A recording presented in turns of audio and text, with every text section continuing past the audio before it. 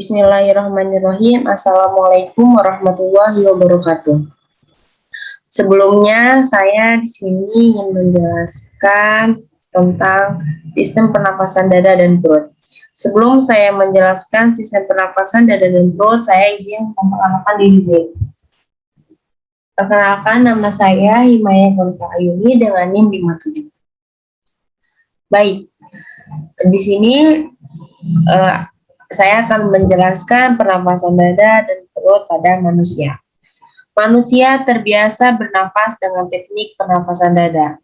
Namun, para pakar kesehatan sering menganjurkan untuk berlatih teknik pernapasan perut karena bisa mengoptimalkan pertukaran oksigen dan karbon dioksida dalam tubuh.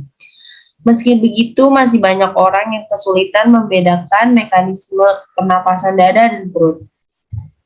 Padahal, mengetahui perbedaan keduanya dapat membantu kita terbiasa mengatur pernapasan, terutama saat melakukan aktivitas berat serta mengatasi sesak napas dan penyakit kronis di paru-paru.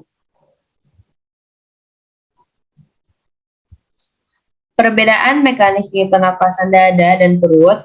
Pernapasan dada dan perut memiliki perbedaan yang mendasar dalam mekanisme atau cara kerjanya. Perbedaan tersebut melibatkan bagian tubuh yang bekerja dan teknik pernapasan yang dilakukan. Ini memengaruhi proses respirasi yang berlangsung serta manfaat akhirnya untuk tubuh. Di sini saya akan jelaskan mengenai perbedaan pernapasan dada dan perut.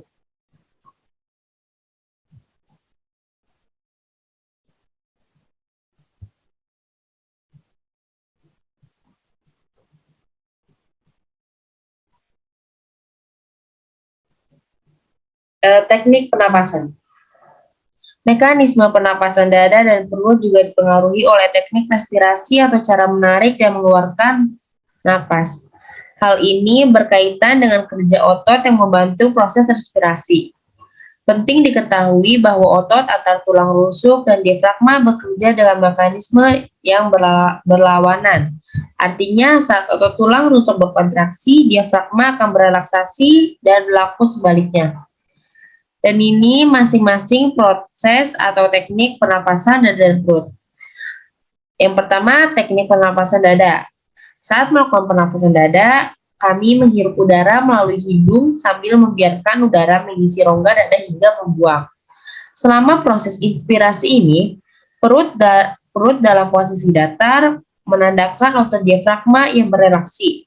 Selanjutnya, kami membuang udara melalui hidung secara perlahan sampai dada yang mengembang kembali mengepis. Ini menyebabkan otot diafragma berkontraksi dan perut mengembang. Saat melakukan pernapasan dada, jangan menahan perut selama mengambil udara dari hidung. Yang kedua, teknik pernapasan perut. Pernapasan perut dilakukan dengan menghirup udara melalui hidung, menahannya beberapa saat dan buang udara lewat mulut. Selama mengambil napas dari hidung, tutup mulut kita untuk menahan bagian dada dan tetap datar. Membiarkan diafragma berkontraksi. Hal ini ditunjukkan dengan posisi perut yang lebih condong ke depan atau mengembang. Pastikan kami merasakan udara masuk mengisi perut. Setelah itu, hembuskan udara secara perlahan melalui mulut. Di sini saya punya gambar sistem pernafasan.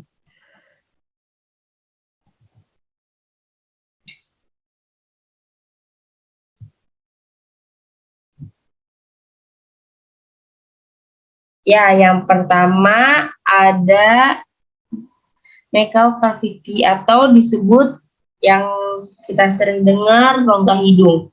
Apa sih rongga hidung?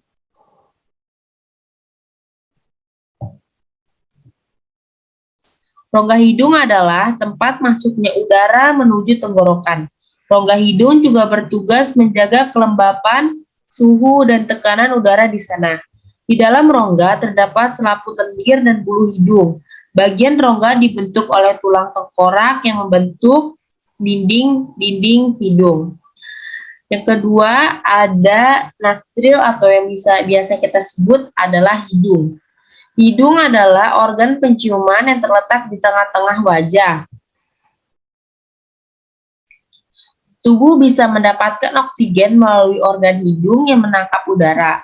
Selain berfungsi menangkap udara, hidung juga berfungsi sebagai indera yang bisa menangkap aroma dan membersihkan udara luar yang masuk. Yang ketiga ada epiglotis. Apa sih ini epiglotis? Merupakan katup berbentuk daun yang terletak di belakang lidah. Nih yang warna putih yang seperti daun. Katup ini berfungsi menutup batang tenggorokan pada saat seseorang menelan agar makanan atau cairan tidak masuk ke saluran pernafasan. Yang keempat ada faring. Faring yang ini kotak-kotak warna hijau. Faring dari bahasa Yunani bisa disebut pharynx. Faring adalah tenggorokan atau kerongkongan yang merupakan bagian dari sistem pencernaan dan sistem pernafasan. Yang kelima ada laring. Laring yang ada di tenggorokan, tengah-tengah tenggorokan. Laring adalah bagian dari sistem pernafasan. Organ ini menghubungkan trakea, saluran udara, dan tenggorokan. Selain memiliki peran penting dalam menghasilkan suara, laring juga berfungsi mencegah makanan dan minuman masuk ke saluran pernafasan. Selanjutnya ada trakea. Trakea ya, ini trakea. Apa sih trakea? Trakea merupakan tabung udara besar yang mengarah dari laring kotak suara, menuju ke bronkus. Bronkus itu saluran udara besar bercabang yang memasuki paru-paru. Trakea berperan penting dalam sistem pernafasan di tubuh manusia. Selanjutnya ada bronkus. Ini bronkus. Bronkus adalah saluran yang menghubungkan antara trakea dan paru-paru. Dalam hal ini, bronkus berfungsi mengantarkan udara dari saluran nafas atas ke dalam paru-paru sekaligus mengeluarkan dari paru-paru. Bronkiolus akan membawa udara yang kayak oksigen ke kantung udara alveolus. Selanjutnya ada pleura. Pleura ini di sebelah kiri. Pleura adalah rongga tipis yang berisi cairan di antara dua pleura. Di antara dua pleura itu adalah visceral dan parietal.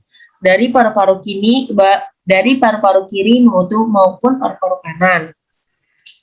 Selanjutnya di sini ada paru-paru kanan dan paru-paru kiri. Paru-paru kiri terdiri atas dua lobus. Jantung berada dalam alur kaki jantung yang terletak di lobus bawah. Paru-paru kanan memiliki 3 lobus. Itu sebabnya kenapa paru-paru kanan lebih berat daripada paru-paru kiri. Mungkin hanya ini yang bisa saya jelaskan dan saya sampaikan. Kurang lebihnya mohon maaf. Wassalamualaikum warahmatullahi wabarakatuh.